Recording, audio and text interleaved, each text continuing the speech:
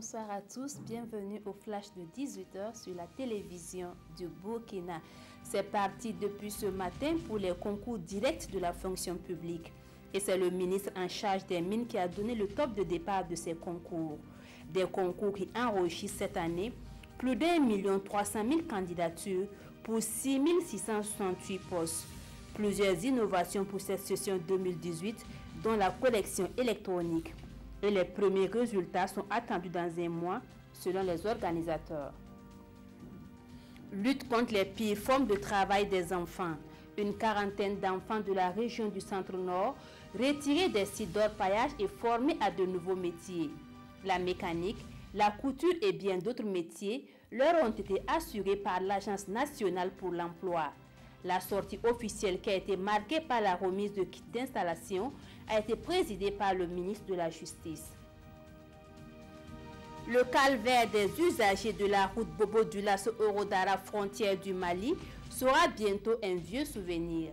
Une étude de faisabilité pour la réhabilitation et le renforcement de cette route est en cours. Elle est conduite par l'Agence des travaux d'infrastructure du Burkina. Les travaux dont le démarrage est prévu pour 2020 sont financés par l'Union économique et monétaire ouest-africaine.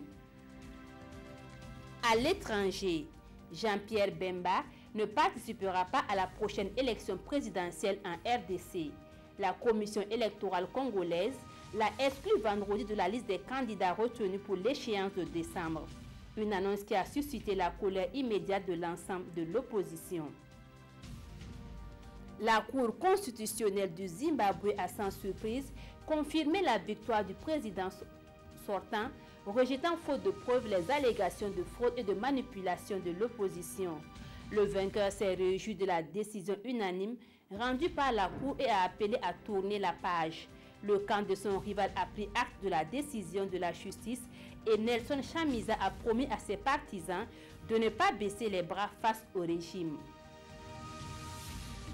Voilà, c'est tout pour ce flash. Merci de l'avoir suivi. L'information revient à 20h avec Nathalie Kaouré.